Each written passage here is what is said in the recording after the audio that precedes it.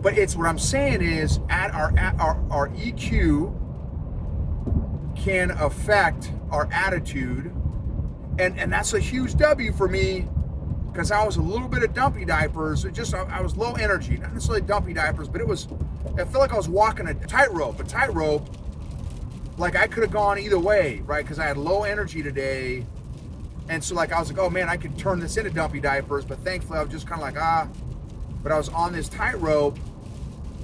And then when I went to jujitsu, it took me over on the other side of the tightrope of, energy and positivity and challenge and struggle and coaching and mentorship and stuff. And it was contagious, right? Other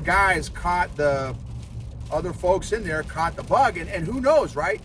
Maybe they'll start being more intentional at coming in with a more intentional attitude of encouragement and uplifting. Welcome to the EQ Gangster Podcast, where you will learn practical tools to grow your mental and emotional health and intelligence to be the best version of yourself, both at work and at home. It is real, raw, and transformational. The journey of emotional growth isn't easy, but it's worth it. I believe in you. EQ Gangsters.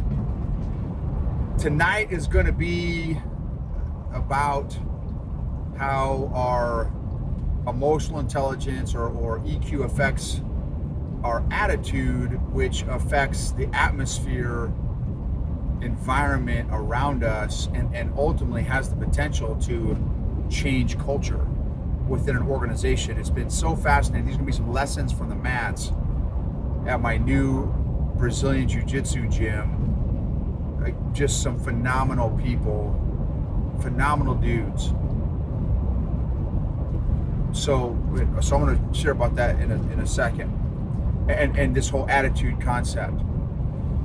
So first, I want to share some things that I'm thankful for. I'm thankful for you all, everyone that's either listening to the podcast or watching on YouTube. Thank you so much for your continued support and just being a part of the learning and the growing together. Really, really grateful for you all. Very thankful.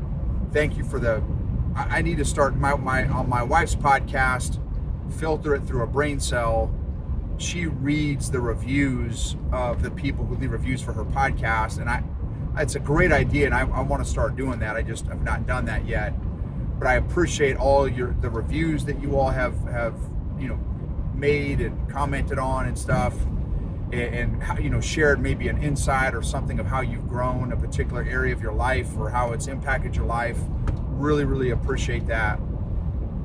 Thankful for health and mental, emotional, physical, spiritual health, and they are all connected and related, in my opinion, or they should be. I know for me, like, they bleed over. If I feel solid in an area, it gives me momentum to bleed over into another area, which bleeds over to another area, that kind of concept of momentum.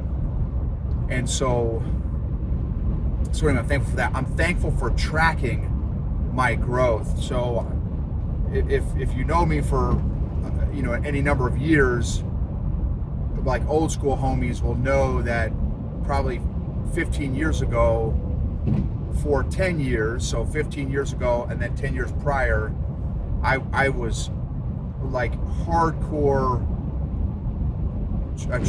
tracker. I would track all my growth, every area of growth. I had probably 15, 20 different areas of growth, and I had so much momentum and so much traction, because you can't, it's difficult to change what you don't track, and you can't manage what you're not aware of. And the tracking increases awareness. And I tell you, the dopamine hits that I get from being able to check stuff off my list, knowing that I'm making good decisions throughout the day in these different areas intentionally, purposefully, just feels awesome. Even if I'm not physical, today, man, I don't know what the deal is, but like my physical energy has been kind of low, like around a 5 or a 6, and I don't like that feeling. It's not a good feeling, and so I'm super thankful that despite how I was feeling, that I went to jiu-jitsu class tonight, and I need to get to where, especially, like, I want that to be a trigger for me, a positive trigger, that especially when I don't want to go, or I don't feel like going, or I'm dumpy diapers or negative Nancy, that's my trigger that I need to go to jiu-jitsu. Because in 7.5 years, I have never regretted a class that I have attended. Never in 7.5 years. And I've been to hundreds and hundreds and hundreds and hundreds of classes. So it just, man, the struggle, the challenge. Another one, you can't grow resilience without doing hard things. So that's free taco right there. That's a free taco right there. You can't grow resilience without doing hard things. You can't read about resilience to get resilience. You can't watch YouTube videos about resilience to get resilience. You've got to do hard things to test and expand and fail your limits and keep growing and growing and growing, right? There's no growth that happens in your comfort zone. You got to step out of your comfort zone, which is another reason why I love jiu-jitsu. There's always somebody bigger, stronger, faster, better technique, or smaller, faster, stronger technique, smaller, faster, younger with better technique. And so, you know, it's tough to get a big ego in jiu-jitsu, because there's always somebody that can beat you in just about any gym you walk into. So, you know, and there's, like, I don't know that it's possible to learn and master every single move there is to learn and master, which is another thing that I just absolutely love, is that it's a never ending, you're always learning, which is, you know, that's one of my strengths and one of my passions. Like it gives me energy to learn stuff, and especially kinesthetically learn something. If I can do it physically, learn something while doing something physically, it's like a supercharger in my brain. So anyway, and then just the challenge of every partner, every opponent you roll with, your training partner, everyone's a different body size. I roll with one kid, young kid, probably 23, bigger than me. Rolled with a bunch of folks that are, you know, one guy, and so that guy was Judd, Big Judd, great kid, super kid, strong as a freaking ox. And then another guy, thin, shorter than me, let's say he's 5'7", I have no idea, 5'8", 5'9", and I don't know, $170, and shredded like cheddar cheese. His name's Mike, super dude, he's an animal, he's no joke. TJ, young kid, probably mid-20s, great guy, strong kid. Josh, another great dude, former Marine, super dude, just great attitude. Kevin, new guy, great attitude. So anyway, so that's the topic for tonight is like, you know, what is your emotional state? So I walked into the gym at like a level 5 to 6 physically. I just was like, just like meh, right? Meh, the kids say meh.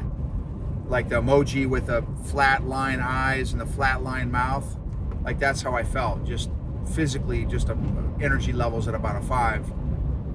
And then I start seeing the homies, and I start stretching and stuff because class hadn't started yet.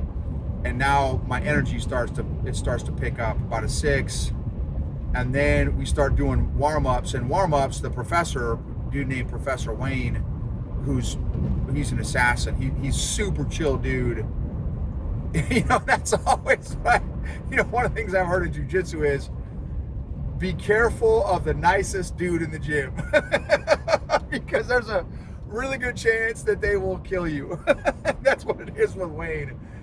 Nice guy, probably 6'2", 6'3", jacked, lean, muscles. He's probably maybe 30, I don't know, maybe late 20s, early 30s.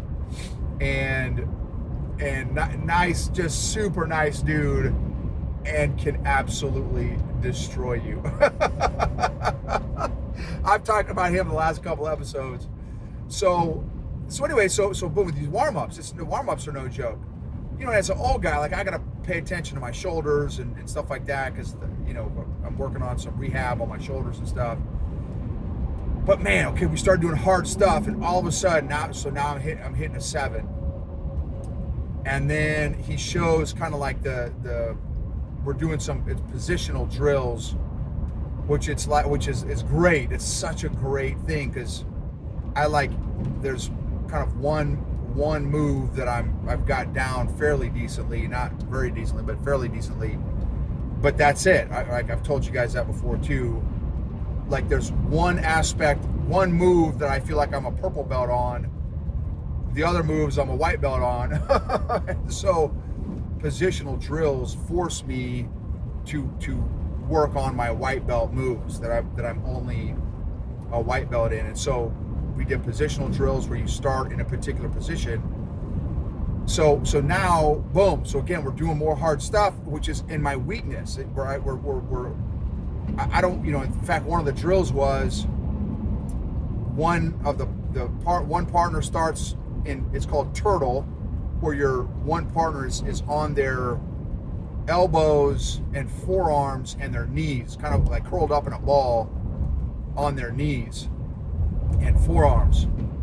And they call that the turtle position. And then the other partner kind of wraps around them, kind of almost like a bear hug, and then tries to take their back.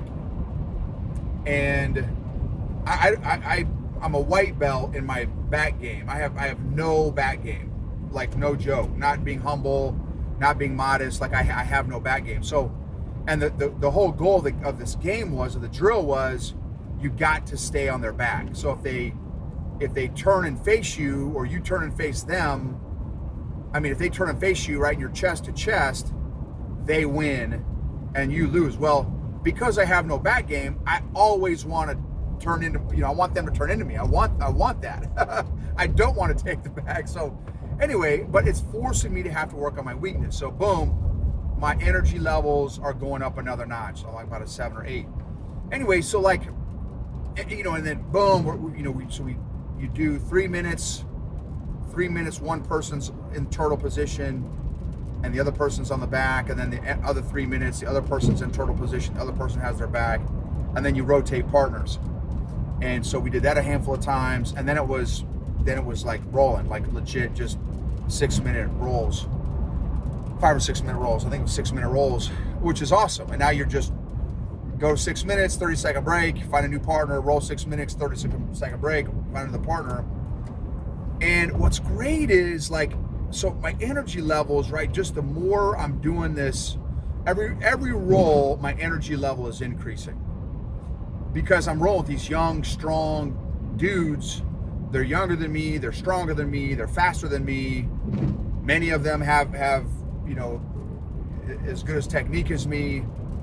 And so, and what I noticed was my attitude and my energy was increasing the deeper into the class I was getting, the more rolls, I just love that, man. It's so anyway, but attitude, right? So I'm grateful that even though my energy levels were at a 5 walking into the gym, that I didn't let my energy level affect my attitude. And so, because I always want to try to add value to everyone around me, even if I don't even engage in conversation. If I can smile at somebody, if I can fist bump somebody, pat someone on the back, whatever, like just give a little bit of connection or something. You know, who know? Like, I mean, crap, you guys have been on my journey. Like, there's just some days where I'm caught up in my feels. I haven't done my EQ exercises. I'm letting the emotions win, and I you know, and man, just that little shoulder bump, fist bump, smile, like can kind of break that cycle for me. Others have done it for me. So, you know, I try to do that for other people, because you never know how someone's walking, and you never know someone's story. Kind of like the last episode, I think, was about Cody the Butcher. You know, I had no idea this kid had just an absolute brutal childhood, but he made the best of it. But his brother did not make the best of it. But we're one decision away, or one support away, right? Because the neighbor, right, talking about Cody the Butcher, his neighbor, when he was a kid, when Cody was a kid, his neighbor said, "Hey man, you want to come help me on my farm? I need an extra hand." And he's like, "Yeah, that'd be great." And so that one little, who would have known that one little decision from the farmer to Cody, and Cody saying, "Yes, sir, I'd love to help you on your farm," that would literally change the trajectory of Cody the Butcher's entire life. So who knows, man? To be that farmer, maybe I can be that farmer in somebody else's life. So anyway, so boom, I'm doing my thing, you know, rolling with people and trying to coach them while they're rolling with me and beating me up and stuff, and giving them some tips and pointers and stuff while we're rolling and after we're rolling, in between the 30 seconds and stuff. And boom, and then, you know, the event's done. And I also try to remember to take a picture and stuff. It just, I love capturing those memories, because for me, every time I see a picture of me doing jiu-jitsu, it's a dopamine hit. Like, it's literally, it's like I don't do drugs, but it's like a shot of drugs. Like, it's a dopamine hit. Like, I'm so grateful to God for bringing jiu-jitsu in my life, that I love documenting my jiu-jitsu journey, and the people that are sharing that moment in time and history with. I always want to be grateful for all those people, because you can't do jiu-jitsu by yourself. You have to do it with somebody else. And so anyway, so boom, I, you know, take a picture, and you know, then I go and grab the spray. I like to help clean the mats up and stuff at the end. And a couple guys, you know, Big Josh, again, super dude, former Marine, is like, "Hey man, I really appreciate," you know, he gave me pride. He's like, "Man, I just really appreciate your attitude and stuff." And then TJ was like, "Yeah, man," he's like, you know, he's like, "I was saying the other day at the gym, like, man, I want to have if we had more guys like that." And pretty soon it's like, man, like, again, I don't know the effect or impact that I have on anybody else. I just want to show up as best as possible and let the Lord do what the Lord's going to do. Let the Holy Spirit plant the seeds or whatever. And man, if I can brighten someone's day, and man, awesome. And if I get to hear about it, man, that's even better, because a lot of times you don't hear about it. But it was just neat to hear these guys. Like, it was like a positive, contagious virus, right? Like, they were like, "Man, yeah, I need to start, you know, having a better attitude, and I want to, you know, kind of make other people kind of feel the same kind of thing." And it's something like that, right? Not exactly, they didn't say exactly like that, but that kind of the concept. That's why I always love welcoming new people. There's 2 new people, Chris and Riley, that came tonight, and husband, wife, or boyfriend, girlfriend, I don't know their relationship, whatever, but let's say they came together, left together. So, but super neat folks. Chris had rolled before, but it was his first time to this particular gym. And Riley, she played rugby, I guess, and I don't know, high school or college, but she'd stopped playing rugby, and so she's like, man, I want another kind of physical outlet. And so boom, I'm like, oh, awesome, that's super cool. Like, hey, you guys should come back and just keep coming back. Just get a couple more handful of reps, and before you make your final decision, either way, but just give yourself a shot at this. Don't base it off of one night. Because it may take a few times to kind of wrap your head around it all. And so I love making new people feel comfortable. Big Kevin was back, right? And that was another comment. He's like, man, dude, thanks for letting me work and get, try to work some offense and stuff like that. I love helping these guys along, right? Because I know it's going to be a matter of time before they're going to start killing me. So let me help them, help them in the process. Because it helps me too. It helps me if I can be a better coach with some of these folks while we're rolling. Maybe it'll add to their jiu-jitsu journey. And maybe they'll pass that along when they become an upper belt. They can start coaching along the younger folks too. So, but it's what I'm saying is our EQ can affect our attitude, and that's a huge W for me. Because I was a little bit of dumpy diapers. I was low energy, not necessarily dumpy diapers, but I felt like I was walking a teeter, what do you call it? Teeter, like a little tightrope. A tightrope, like I could have gone either way, right? Because I had low energy today. And so like I was like, oh man, I could turn this into dumpy diapers, but thankfully I was just kind of like, but I was on this tightrope. And then when I went to jiu-jitsu, it took me over on the other side of the tightrope of, energy and positivity and challenge and struggle and coaching and mentorship and stuff. And it was contagious, right? Other folks in there caught the bug, and who knows, right? Maybe they'll start being more intentional at coming in with a more intentional attitude of encouragement and uplifting.